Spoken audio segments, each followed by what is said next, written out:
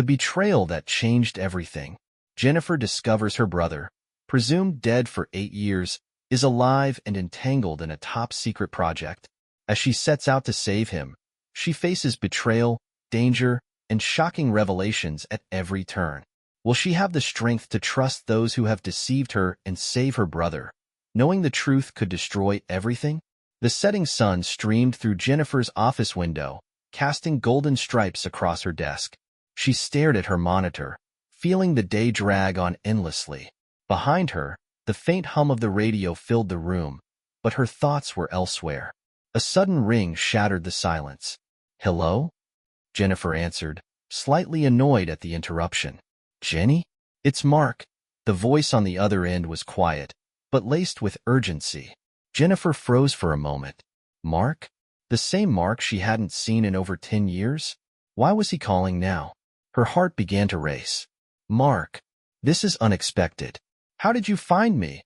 She tried to keep her voice calm, though her mind was spinning. "I couldn't wait any longer, Jenny. There's something you need to know. It's important. Can we meet?" "Meet? After everything that happened?" Her voice was sharper than she intended. "Please, it's about your brother." Jennifer's breath caught. Her brother, Alex, had died in a car accident 8 years ago. What could Mark possibly mean? Something felt off. "Fine," she finally said. "Tomorrow, 10 a.m. at the coffee shop on 3rd and Baker." "Thank you. I'll be there," Mark said, and the line went dead. The rest of the evening, Jennifer couldn't shake the unease. The past she had worked so hard to leave behind was suddenly clawing its way back. What could Mark know that was so urgent? The next morning, she approached the coffee shop. Mark was already there, seated by the window. He looked older, a bit worn, but the charisma that once drew her to him was still there. "Thanks for coming," he began as she sat down. "Let's not waste time. Tell me why you're here and why you mentioned Alex." Her voice was cold. Mark glanced at her nervously, his fingers tapping the edge of his coffee cup. "Alex is alive, Jenny." She barely stopped herself from laughing out loud. "What are you talking about?" "He died. I was at his funeral." "I know how it sounds, but I have proof." Mark pulled out his phone and showed her a photo. It was Alex, older, but unmistakably him. Jennifer grabbed the phone, staring at the image in disbelief. Was this a joke? A trick? Or could it be real? "You need to explain this right now," she said, gripping Mark's hand. "How is this possible?" "I'll explain, but you need to be prepared. This is a story you won't find easy to accept," Mark replied, a shadow crossing his face. The coffee shop hummed with quiet activity as Jennifer stepped inside, the bell above the door jingling faintly. Mark sat near the window, his back straight, his eyes scanning the room as if he expected trouble. She hesitated for a moment before walking toward him, her heels clicking against the tiled floor. Mark looked up, his face a mix of relief and tension. "Jenny," he said, rising slightly, "I wasn't sure you'd come." "I'm here," she replied tersely, sliding into the seat opposite him. "Now, tell me what this is all about." Mark leaned in, lowering his voice. "I already told you. Alex is alive. And if you don't believe me, then—" "I need more than a photo, Mark," she interrupted, her voice sharp. "I need the truth. No games, no cryptic messages. Start talking."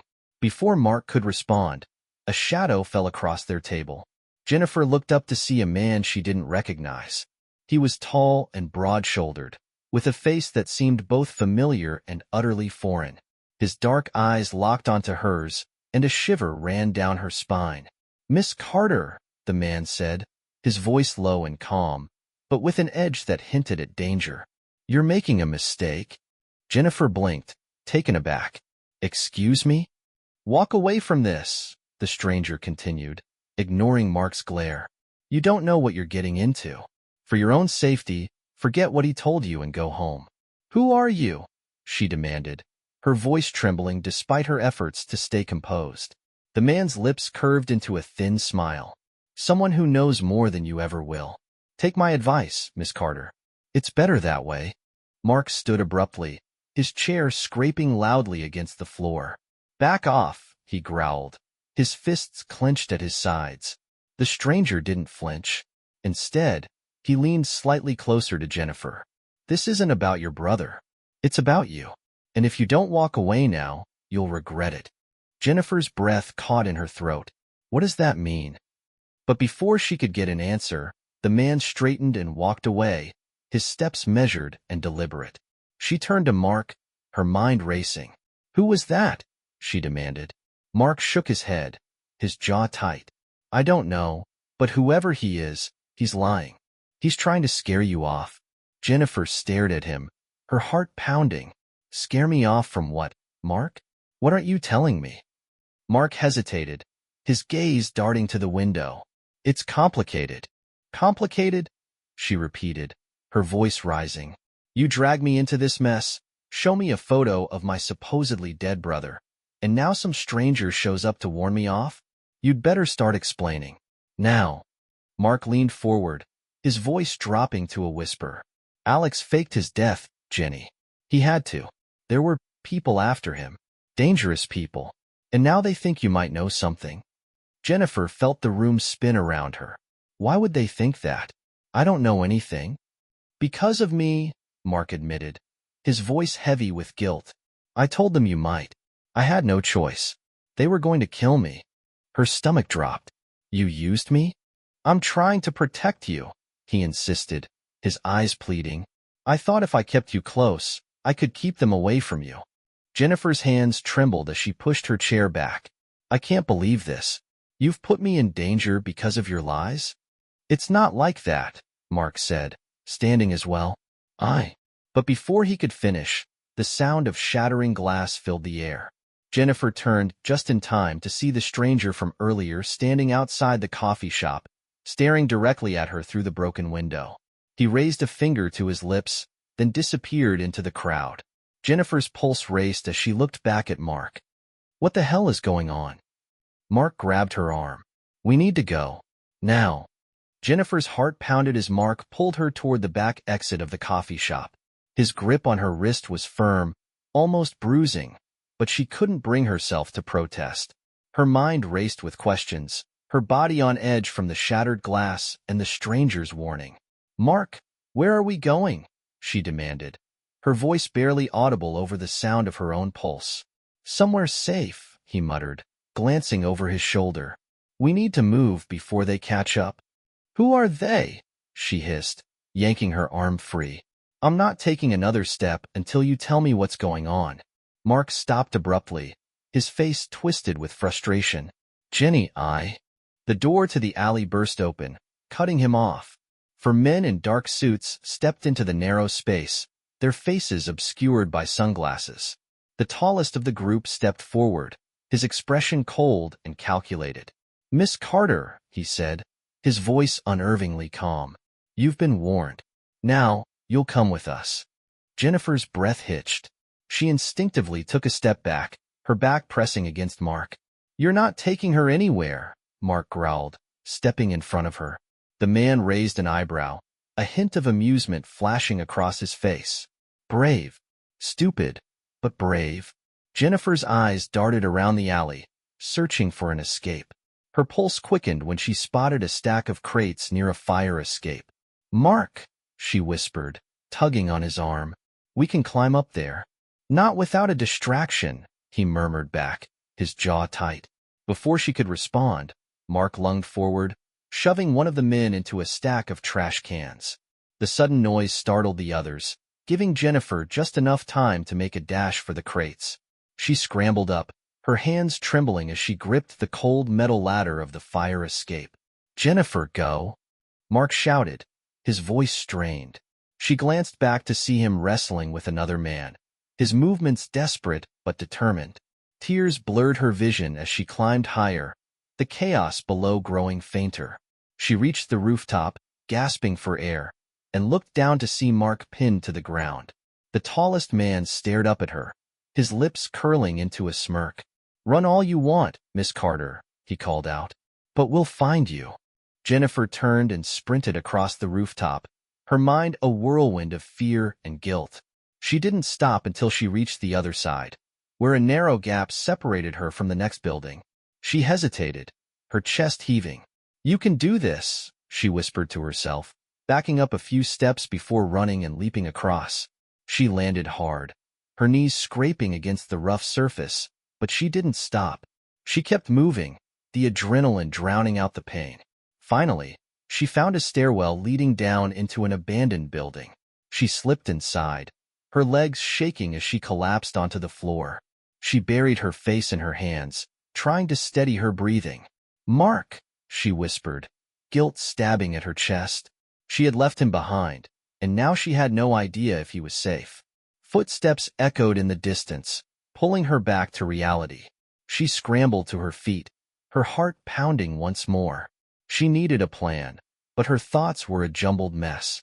As she crept through the dimly lit corridors, a faint voice caught her attention. She followed the sound, her steps cautious. The voice grew louder, and she realized it was a phone ringing. She entered a small office, where a desk phone sat vibrating on the edge. Hesitating for only a moment, she picked it up. "Hello? Miss Carter." The familiar voice of the stranger from the coffee shop sent a chill down her spine. "You're resourceful, I'll give you that. But you're not safe yet." "Who are you?" she demanded, gripping the phone tightly. "A friend, or an enemy?" "That depends on you," he replied. "I told you to walk away, but you didn't listen. Now, you've left me no choice." "What do you want from me?" she asked, her voice trembling. "The truth," he said simply. "And trust me, it's not what you think." The line went dead, leaving Jennifer standing in the eerie silence. She stared at the phone, her mind racing. What truth? And why did it feel like she was caught in a game she didn't understand? Jennifer stared at the phone in her trembling hand, her mind reeling from the stranger's cryptic words. The air in the abandoned office felt thick, pressing down on her like a suffocating weight. She glanced around, searching for answers in the empty, dust-covered room. The shadows seemed to stretch longer, darker, as if the building itself was holding secrets. Her eyes landed on the filing cabinet in the corner. It was battered and rusted, but something about it drew her in. She hesitated, her pulse quickening. What if the stranger wanted her to find something here? What if it was another trap? But the pull of curiosity was too strong. Jennifer crossed the room, her footsteps echoing in the silence. She tugged at the drawer. It was locked. Swearing under her breath, she grabbed a letter opener from the desk and jimmied it into the gap.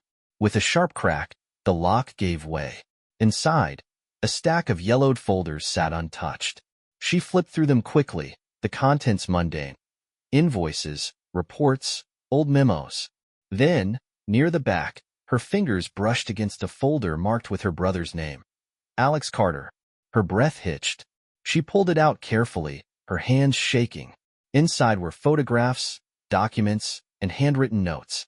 The first photo made her stomach drop. It was Alex, alive, standing with a group of men in military uniforms. His expression was grim, his eyes filled with a hardness she didn't recognize. The timestamp on the photo was from 6 months ago, long after his supposed death. "No," Jennifer whispered, her voice cracking. "This can't be real." She flipped to the next page. A report, stamped, classified, detailed an operation called Project Haven. The details were vague, filled with redactions, but one sentence stood out. Subject Alex Carter successfully integrated into covert operations. Status: active. Jennifer's knees gave out, and she sank to the floor. Her brother had been part of something secret, something dangerous, and he was alive. But why had he let her believe he was dead? Why hadn't he come back? As she stared at the papers, a noise behind her made her jump. She spun around, clutching the folder to her chest. A shadow moved in the hallway outside the office. Someone was there. "Who's there?" she called, her voice shaky. No answer. The silence was deafening. She reached for the letter opener she'd used earlier, holding it tightly as she backed into the corner of the room. The shadow moved closer, and then a figure stepped into the doorway. "Jennifer," the man said. It was the stranger from the coffee shop. Her grip on the letter opener tightened. "Stay back. I swear, I'll—" "Relax," he said, raising his hands in a gesture of surrender. "I'm not here to hurt you. I'm here to help." "Help?" she spat. "You threatened me." You've been following me. Why the hell would I trust you? The man sighed, stepping further into the room. Because I'm the only one who can tell you the truth about Alex. Jennifer froze. What truth? The truth about why he disappeared, why he faked his death, and why you're in danger now. She shook her head, tears brimming in her eyes. You're lying. This? She held up the folder. This proves he's alive. Why didn't he come back to me? Why did he leave me to grieve for him? The man's face softened, and for the first time, Jennifer saw something human in his eyes. Regret? Sadness? He didn't have a choice. Project Haven isn't just a covert operation. It's a prison. Once you're in, you don't get out. Not unless someone like me breaks the rules. Jennifer's mind raced. What does that mean? Who are you? My name doesn't matter, he said, stepping closer. What matters is that I can get you to Alex. But you need to trust me. And if I don't, then you'll never see him again. The words hung in the air, heavy and suffocating. Jennifer felt the weight of them settle on her chest. She wanted to scream, to cry, to demand answers. But all she could do was stand there, clutching the folder, as the stranger watched her with unrelenting intensity. Make your choice, Miss Carter, he said, his voice quiet but firm. Time is running out. Jennifer gripped the folder tightly, her knuckles white as she stared at the stranger. The tension in the room was suffocating, each second dragging like an eternity. His gaze bore into her, his patience clearly wearing thin. You expect me to trust you, she said, her voice breaking slightly. After everything? After the lies and the threats? I'd rather take my chances alone. The stranger sighed, his expression hardening. You don't understand what you're dealing with, Miss Carter. Project Haven isn't just dangerous, it's deadly. And if you go digging where you shouldn't, you'll find yourself buried along with it. Jennifer stepped back, clutching the folder to her chest like a lifeline. Then let me handle that. I've spent years mourning my brother. If he's alive, I deserve to know why he abandoned me. And I won't let you or anyone else stop me from finding the truth. Before the stranger could respond, she bolted from the office. Her heart thundered in her chest as she dashed down the corridor, her footsteps echoing in the empty building. She didn't stop until she was outside, the cold night air stinging her cheeks. She didn't know where to go, but her instincts took her to the one place she always turned to when she needed answers, her late father's study. The old house was dark and quiet, the memories it held as heavy as the silence. She pushed open the creaky door and stepped inside, flicking on the desk lamp. The study was exactly as she remembered it, untouched since her father's death. Shelves lined with books, papers neatly stacked, and the faint scent of tobacco lingering in the air. She sat at the desk and spread out the contents of the folder, her eyes scanning the documents for any clue about Project Haven. Among the reports and photos, she found a handwritten letter addressed to her father. The signature at the bottom made her blood run cold. It was from Alex. Her hands trembled as she unfolded the paper and began to read. Asterisk, Dad. I don't know how much time I have, so I'll keep this brief. If you're reading this, it means something went wrong, and I couldn't come back. Project Haven isn't what we thought.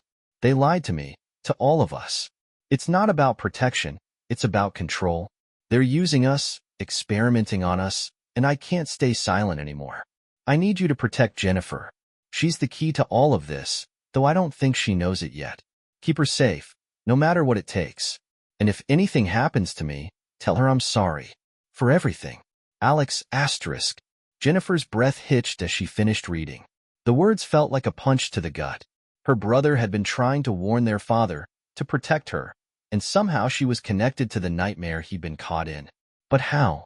Her thoughts were interrupted by the sound of footsteps outside the study. She froze, her heart hammering in her chest. Slowly, she reached for the desk drawer, pulling out the small revolver her father had kept there. She stood, the gun trembling in her hands as the door creaked open. Mark stepped inside, his face pale and drawn. Jennifer, he said, his voice barely above a whisper.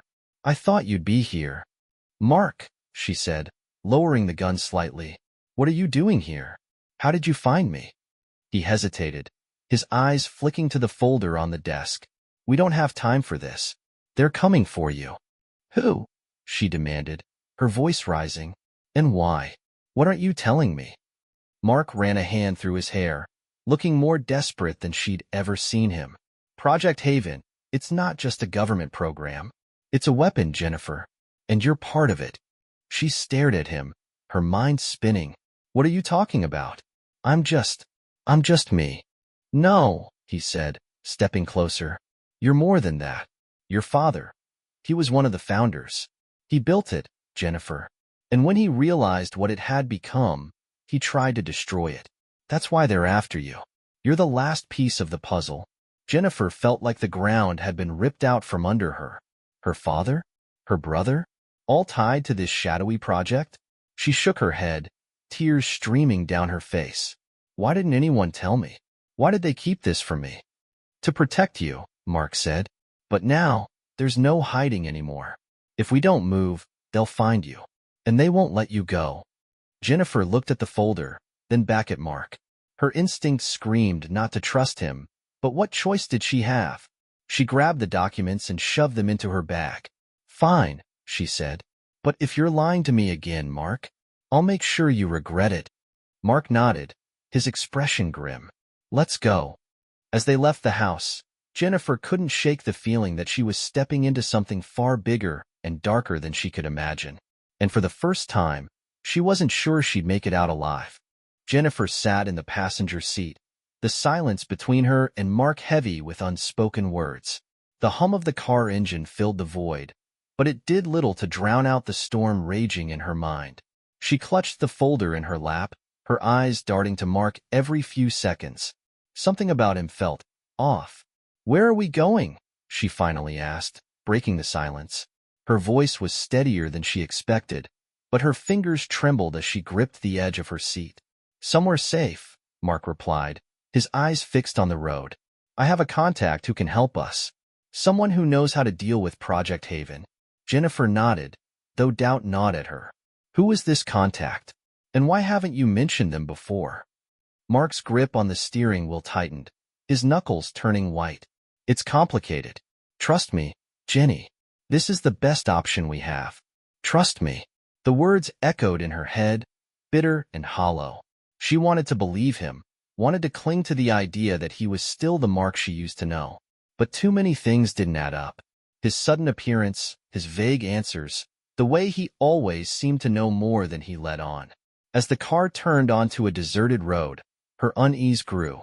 The trees lining the path cast long, eerie shadows in the moonlight, and the air felt thick with foreboding. Jennifer's fingers brushed against the edge of the folder, her mind racing. She had to be ready for anything. Mark, she said, her voice firm. Pull over. He glanced at her, his brow furrowing. Why? We're almost there. I said pull over, she repeated, her tone leaving no room for argument. Mark hesitated, then sighed and guided the car to the side of the road. The tires crunched against the gravel as the vehicle came to a stop. Jennifer unbuckled her seatbelt and turned to face him. What aren't you telling me? She demanded. I've been in the dark this entire time, and I'm done with it.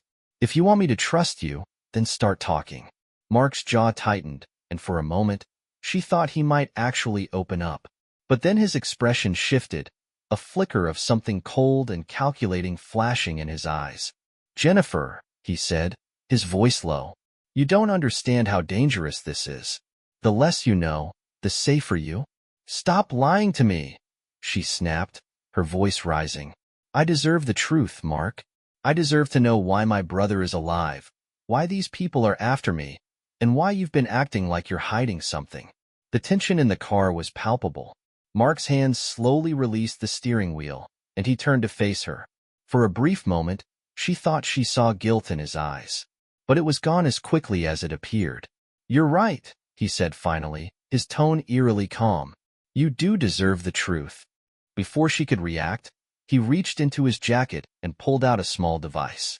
He pressed a button, and a high-pitched beep filled the air. Jennifer's stomach dropped as she realized what it was. A tracker. Mark, she whispered, her voice trembling. What did you do? The sound of tires screeching in the distance answered her question. She turned toward the road, her heart sinking as two black SUVs sped toward them, their headlights cutting through the darkness. "I'm sorry, Jenny," Mark said, his voice hollow, "but I didn't have a choice." Jennifer's mind raced. Betrayal burned through her veins, but she didn't have time to dwell on it. She grabbed the folder and flung open the car door, sprinting into the woods. Branches scratched at her skin as she ran, her breaths coming in ragged gasps. Behind her, she heard the sound of men shouting and the crunch of footsteps. They were gaining on her. She clutched the folder tighter, her determination outweighing her fear. She had to get away. She had to find the answers herself. The woods seemed endless, the darkness disorienting. But then she spotted a faint light in the distance. A cabin. She pushed herself harder, her legs burning as she raced toward it. She burst through the door, slamming it shut behind her. The room was empty, save for a single desk and a flickering lamp. Jennifer collapsed against the door, her chest heaving as she tried to catch her breath. Her relief was short-lived. A voice broke the silence, cold and familiar. "You should have listened, Miss Carter." Jennifer's head snapped up. The stranger from the coffee shop stepped out of the shadows, his expression unreadable. In his hand was a gun, pointed directly at her. "You've made this much harder than it needed to be," he said. "But it ends here." Jennifer's back pressed against the door, her breath shallow as the stranger leveled the gun at her. The folder in her hands felt heavier than ever, its contents a lifeline and a curse. Her mind raced, replaying every cryptic warning, every betrayal. "What do you want from me?" she demanded, her voice cracking but defiant. The stranger tilted his head, his expression unreadable. "What I want is irrelevant. What matters is what's inside that folder." Jennifer clutched it tighter, her knuckles whitening. "You mean this? The file that tells me everything you don't want me to know?" Her tone was sharp, laced with adrenaline-fueled bravado. His lips curled into a faint smile. "Clever. But don't overestimate your position. You're cornered, Miss Carter." Jennifer took a shaky breath, her mind latching onto an idea. She opened the folder slightly, enough to reveal the top document. "Maybe I'm cornered, but you're desperate. You wouldn't have followed me if this wasn't important. So let's make a deal." The stranger's gaze flickered to the folder, his composure slipping for a fraction of a second. It was enough. Jennifer straightened, forcing herself to meet his eyes. "You tell me everything. The truth about Project Haven, about my brother, about why I'm in the middle of this. In exchange, I'll give you what you want." The stranger chuckled, though it lacked humor. "You think you have the upper hand?" Jennifer swallowed hard, ignoring the tremor in her hands. "I think you're bluffing. If you were going to kill me, you'd have done it already. But you need this file." The room fell silent, the tension thick enough to choke on. Finally, the stranger lowered the gun slightly, his jaw tightening. "You're more like your brother than I thought. Stubborn to a fault." Jennifer ignored the jab, her pulse quickening. "Start talking." He paced the room, his movements deliberate. Project Haven started as a covert operation, a way to train operatives to infiltrate and neutralize threats before they became public knowledge. Your brother, Alex, was one of the best. But things changed. Jennifer frowned, her grip on the folder loosening slightly. "Changed how?" "The program shifted focus," he said, stopping to meet her gaze. "It became less about protection and more about control. They began using their operatives for experiments, behavioral conditioning, enhanced interrogation techniques, even genetic manipulation. Alex found out and tried to expose them. That's why he had to disappear." Her stomach churned. "Disappear?" "He faked his death." "Yes," the stranger said simply, "to protect you, and to buy time to gather evidence." Jennifer's knees wobbled, but she forced herself to stay upright. "Protect me? From what?" The stranger hesitated, his expression softening. "You're the key, Jennifer. Your father. He created Project Haven, and when he realized what it had become, he tried to dismantle it. But he left something behind, a failsafe. And you're the only one who can activate it." The words hit her like a freight train. "Me? Why me?" "Because it's encoded in your DNA," he said quietly. "Your father ensured that if Project Haven ever went rogue, His bloodline would hold the power to shut it down. Jennifer shook her head, tears stinging her eyes. This is insane. I didn't ask for this. No one asks for destiny, the stranger said, his voice gentler now. But you have a choice. You can run, or you can fight. Jennifer's grip tightened on the folder. She thought of Alex, of her father, of the years she spent grieving a brother she thought she'd lost. Anger and determination surged through her. Fine, she said. But if you lie to me again, I'll destroy this folder. And you'll lose everything. The stranger nodded, a flicker of respect in his eyes. Deal. As he lowered the gun completely, the sound of engines in the distance sent a chill down Jennifer's spine. She turned toward the window, her stomach sinking as headlights pierced the darkness. They've found us, the stranger said grimly. We need to move. Now. Jennifer grabbed the folder, her heart pounding. She didn't know who to trust, but one thing was certain. The fight was far from over. The hum of the motel air conditioner was the only sound in the room as Jennifer sat cross-legged on the bed, the folder spread out before her. Her thoughts swirled like a storm, every page she'd read adding another layer to the impossible puzzle of Project Haven. The stranger had gone to check the perimeter, leaving her alone with the weight of what she'd learned. The phone rang, shattering the silence. Jennifer's head snapped up, her pulse quickening. The stranger's phone, left on the table, buzzed and glowed in the dim room. The number was unknown. She hesitated, then picked it up, her voice steady despite the trembling in her hands. Hello? There was a pause, then a voice she hadn't heard in years spoke her name. Jenny. Her heart stopped. Alex. It's me, he said, his tone a mixture of relief and urgency. I don't have much time. Are you safe? Tears welled up in her eyes, and she gripped the phone tighter. Safe? No, Alex, I'm not safe. I'm running for my life because you let me think you were dead for 8 years. Where are you? What's going on? He sighed, the sound heavy with regret. I'm sorry, Jenny. I wanted to tell you, but I couldn't. They were watching me, watching you. I had to keep you out of it. Well, that didn't work, she snapped. I'm in it now, up to my neck, and I deserve some answers. There was another pause, and when Alex spoke again, his voice was softer. You're right. You deserve the truth. Project Haven. It's bigger than we ever imagined. I've been working from the inside to bring it down, but it's cost me everything. Jennifer's throat tightened. What do you mean? Cost you what? Time, he said. Freedom. Relationships. And now my life. They know I've betrayed them. They're hunting me, Jenny. And if they find you, they'll use you to get to me. The weight of his words pressed down on her chest. Why? Why am I so important to them? Because of Dad, Alex said. He built the foundation of Project Haven, but he also built a way to destroy it. And you're the key. Your DNA, Jenny. It's encoded with the failsafe he created. That's why they want you. That's why I had to stay away. To keep you safe. Jennifer's mind reeled. She couldn't reconcile the loving brother she'd grown up with and the man speaking to her now, hardened by years of betrayal and danger.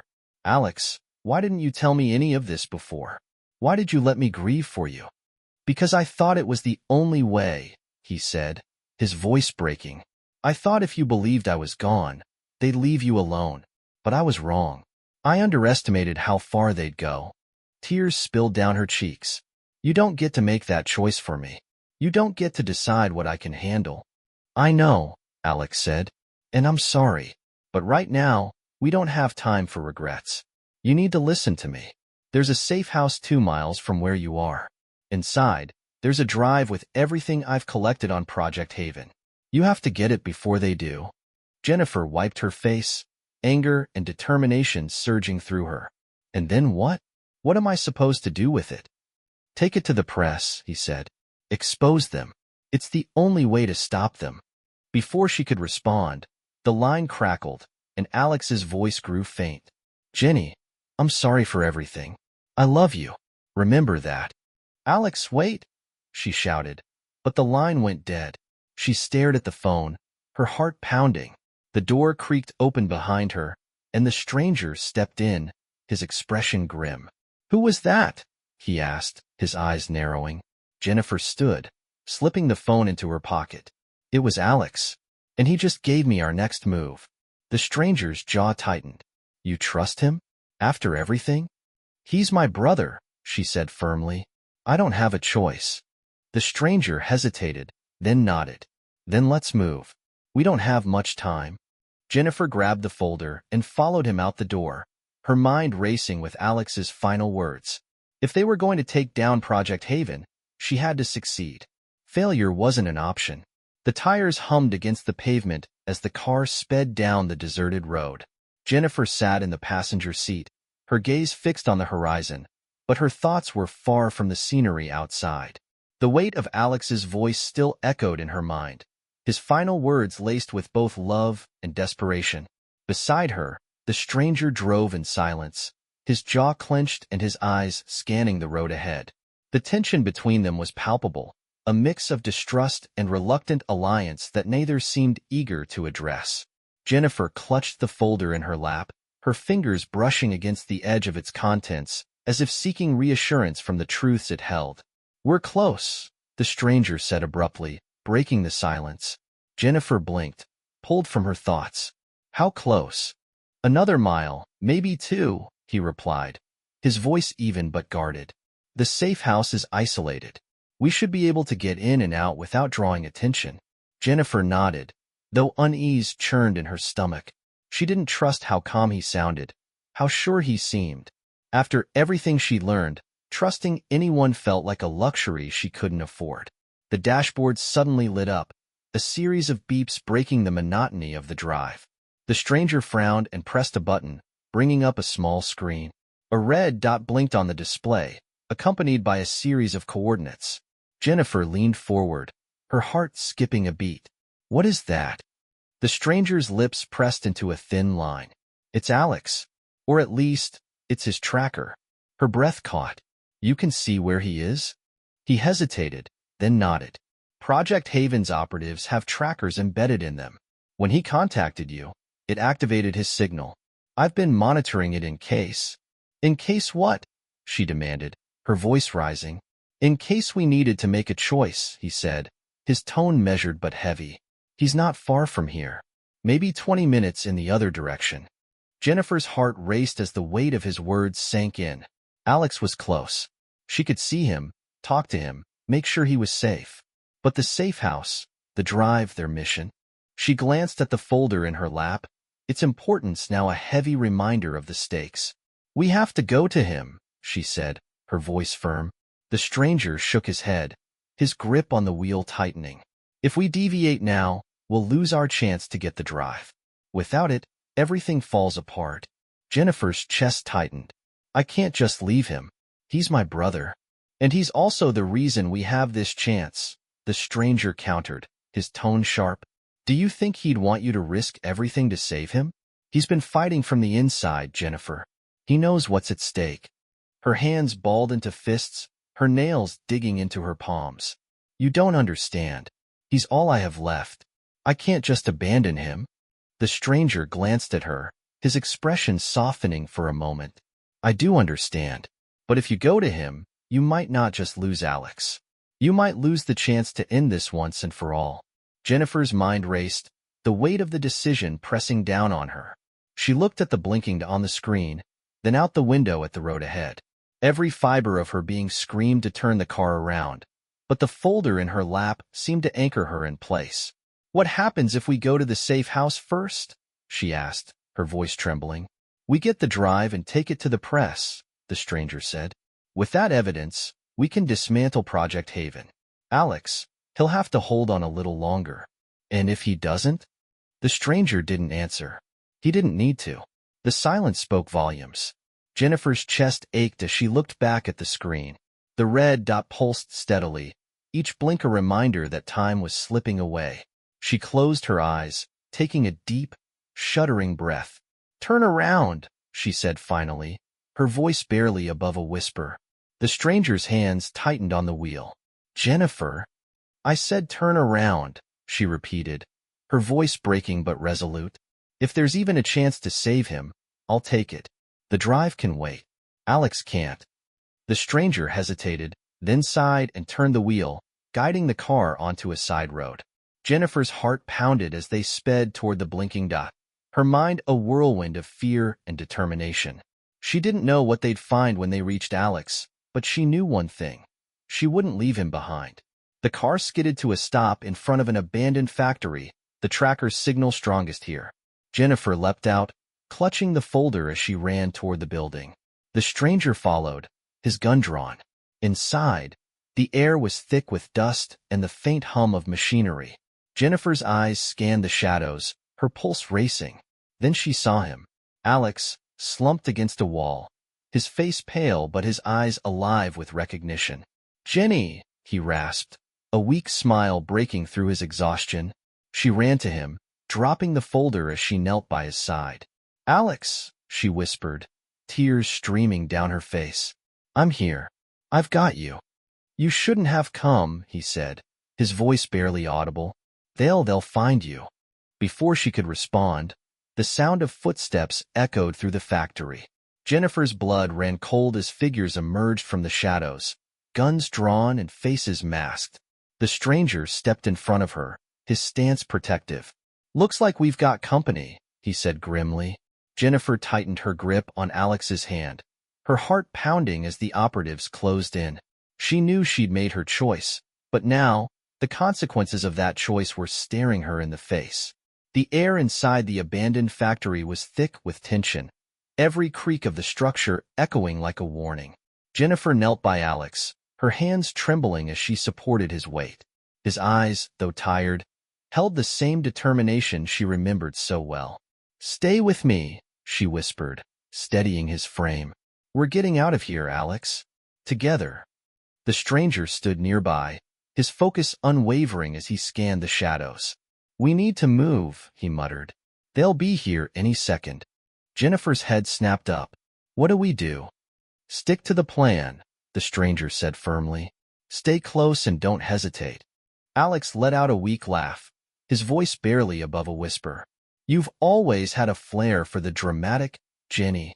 Jennifer gripped his arm tighter, a smile tugging at her lips despite the tension.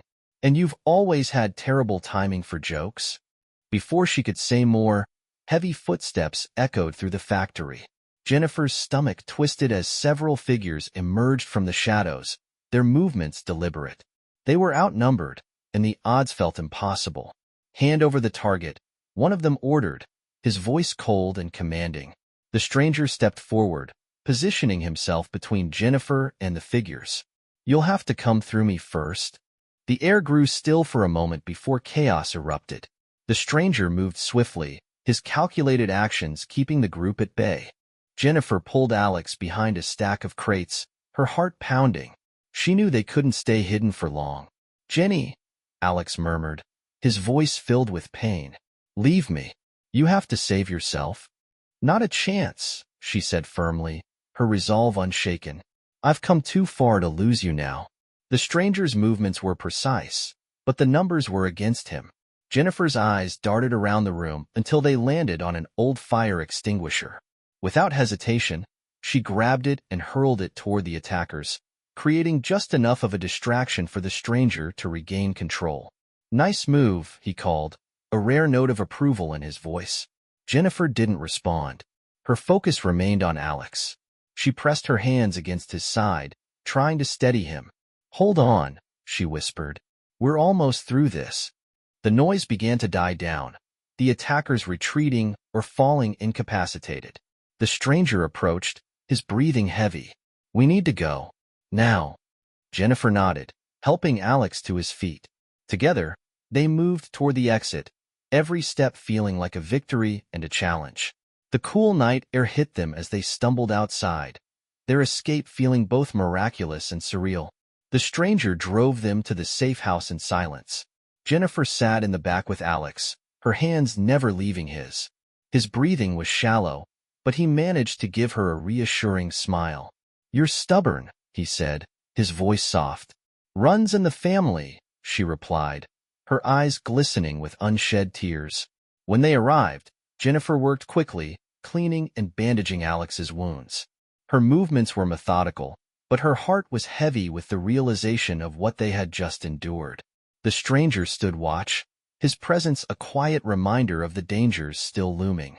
Hours passed before Alex's breathing evened out, his body finally succumbing to rest. Jennifer sat beside him, exhaustion weighing her down. She looked at the stranger, who gave her a small nod.